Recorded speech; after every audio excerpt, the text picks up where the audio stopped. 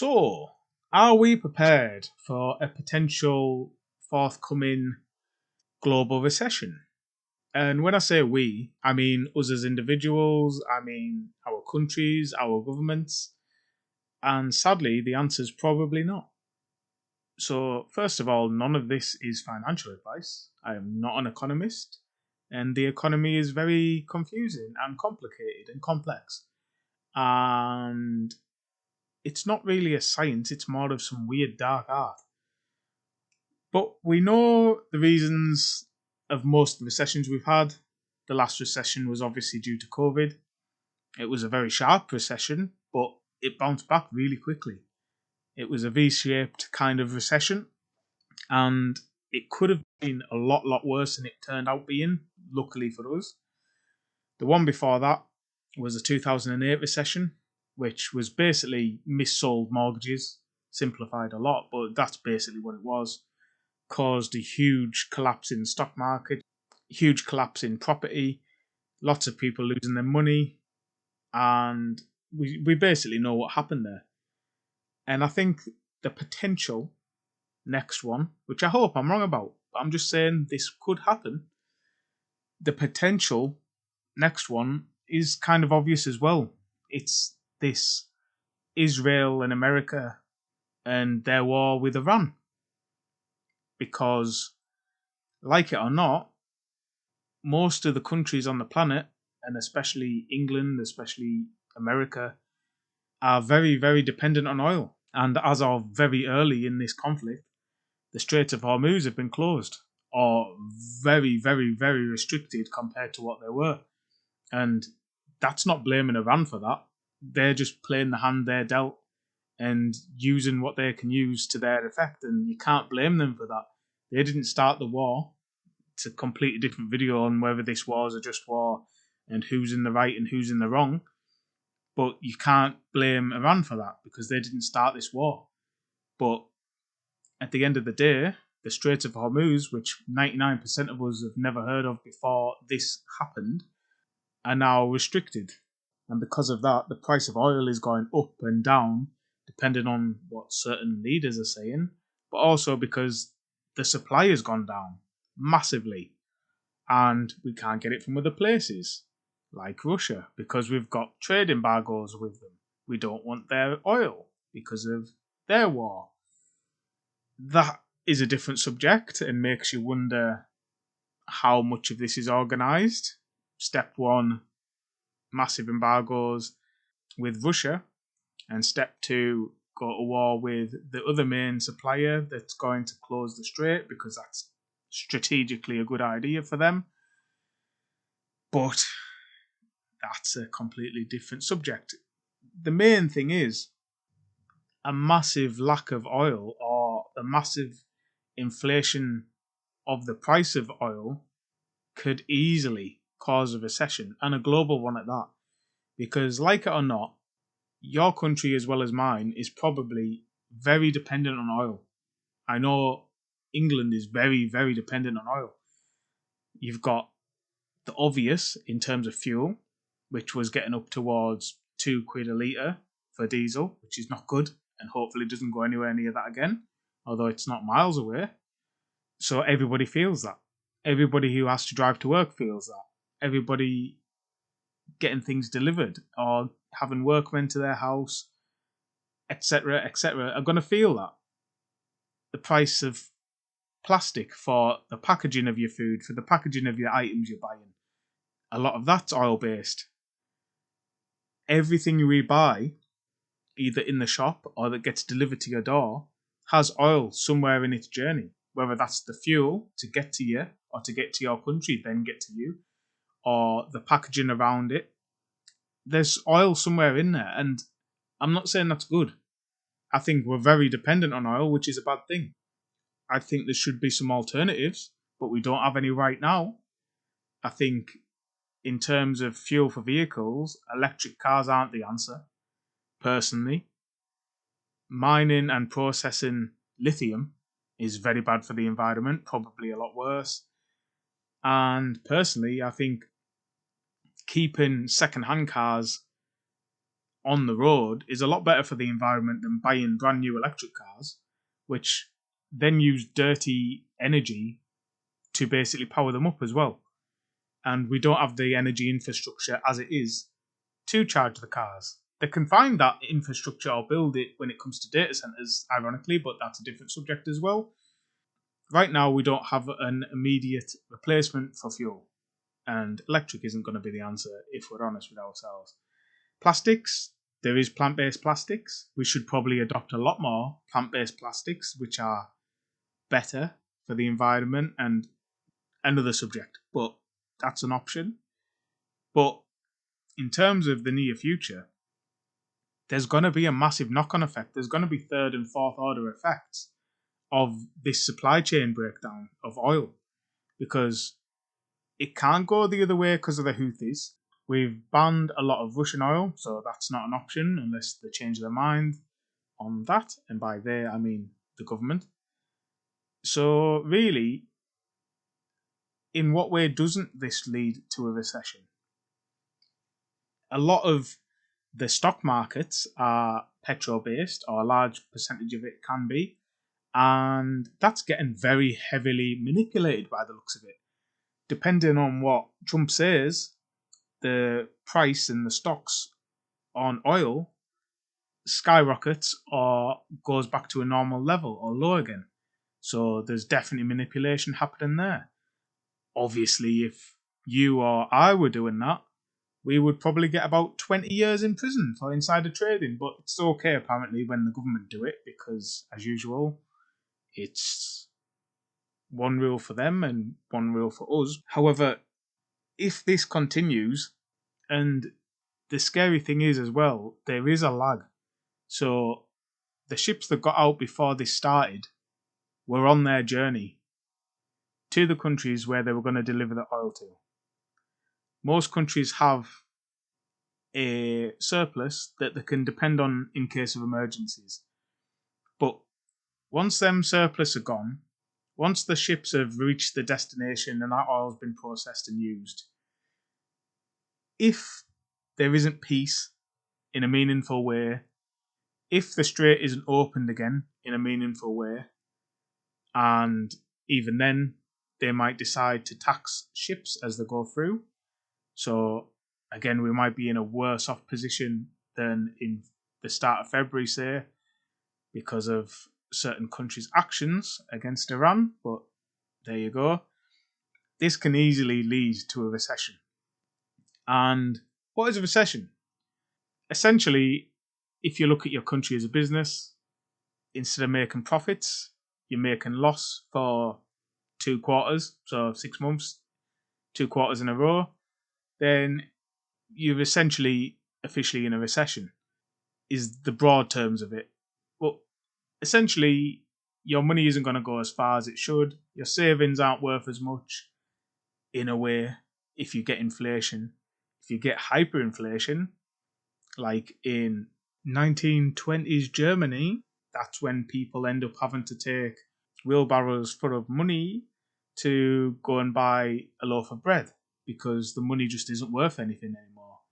This is why $50 million bills or whatever else in some African countries and million Deutschmark bills or whatever else were produced in Germany, because the money's just not worth that much.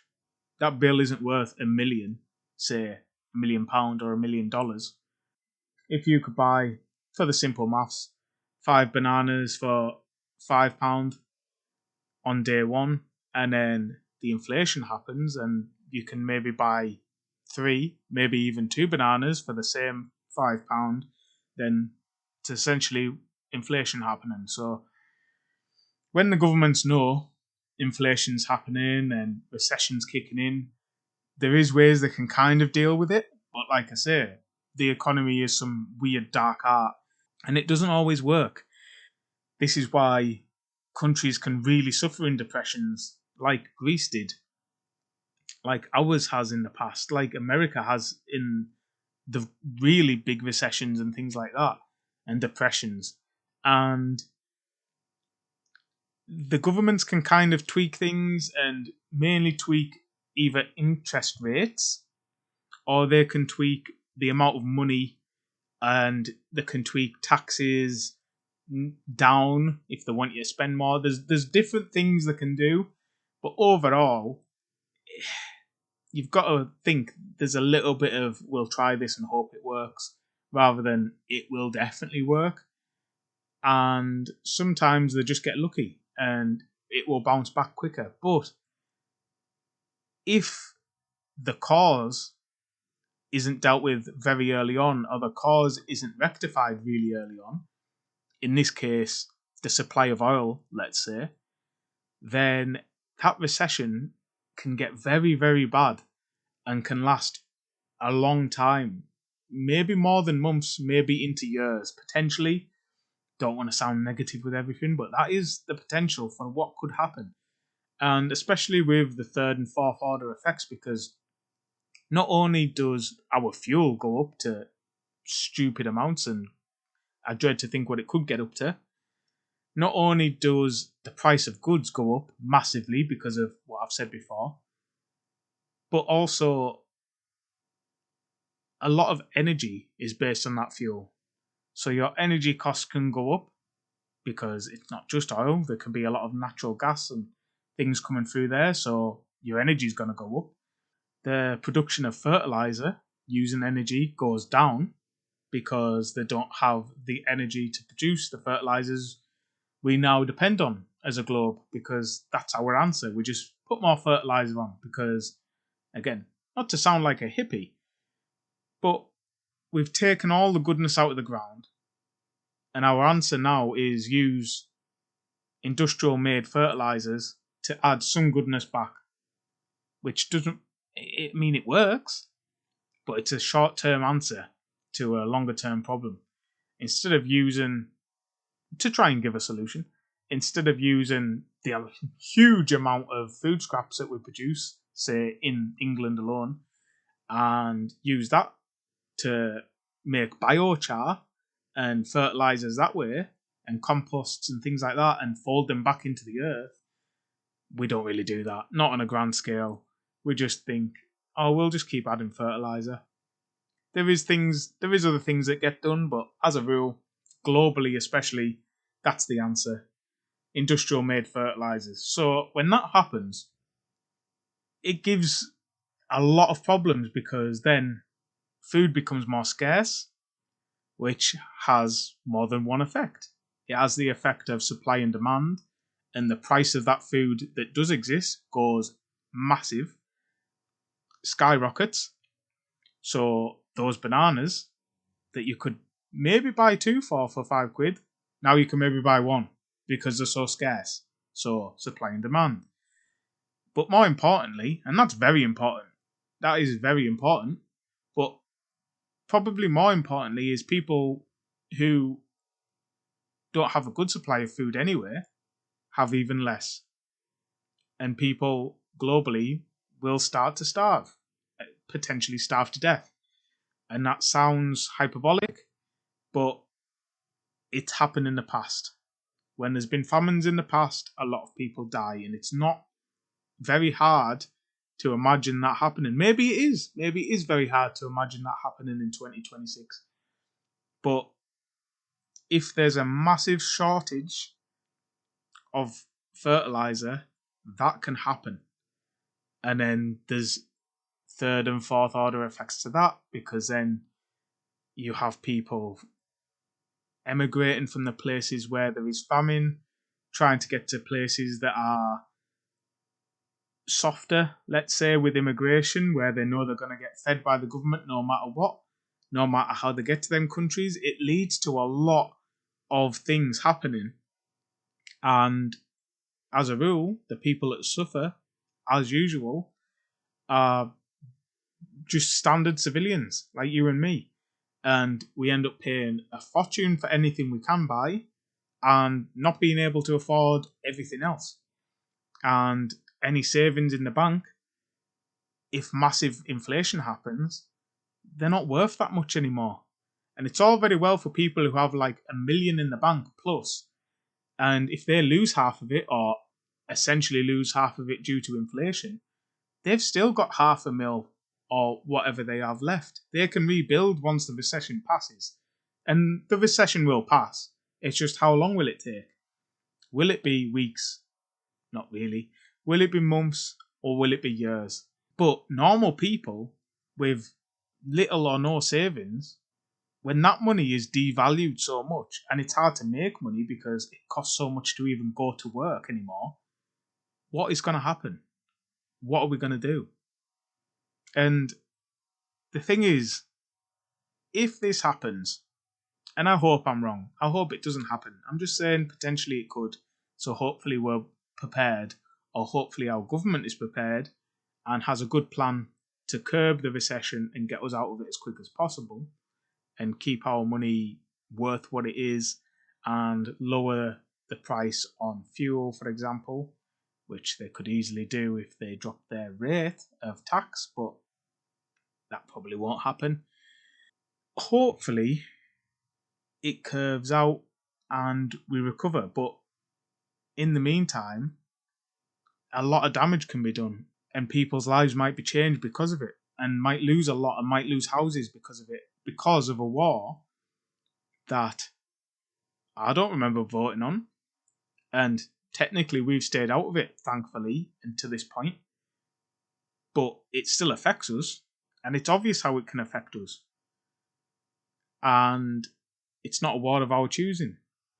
And either way, whether it's because of not being able to see beyond the next step and thinking that they could have taken Iran within a few weeks or whatever stupid idea they had in their head, or whether it's some grander scheme to manipulate stocks and oil prices, or it's just a certain country's little genocidal game and wanting to control the countries around it and do a land grab while this is going on, which is obviously happening, Israel, by the way, then they don't care about us. They don't care about our country and the effect it has on us. They want us to join in to help them solve a problem, to help them win a fight they've started and can't win. And I hope you can be too isolationist, and I think that's dangerous, but I hope we stay out of it. And I hope if this recession does come, that we find a way out of that too. And I really hope it doesn't happen. I hope I'm just being negative and dramatic and there's a resolution very quick and the oil and the Strait of Hormuz opens up very soon and everybody gets the oil that they need, and down the line we figured out a way to not be so dependent on foreign oil. Like I say, whether that's finding and using more plant-based plastics that already exist, finding better ways to be more self-sufficient, finding fuel alternatives that aren't just, oh, let's all go electric. That's definitely not the answer. Or go more hydrogen-based with the fuel. There's a few options, but hopefully there's a way we figure out not to get in this situation again where we're dependent on oil coming through that strait, oil going through the other straits past the Houthis, which basically control it, even though we've tried to keep their heads down, or oil from Russia when we put massive embargoes on them so they can't sell us their oil. Because now we're in a situation where hopefully our government and the new saviour and leader, Andy Burnham, has a plan and has a plan for any coming recession and hopefully how we could stay out of it. But as a rule, not a lot of countries survive a global level recession. And I just hope I'm wrong. And hope we are more prepared than we seem to be.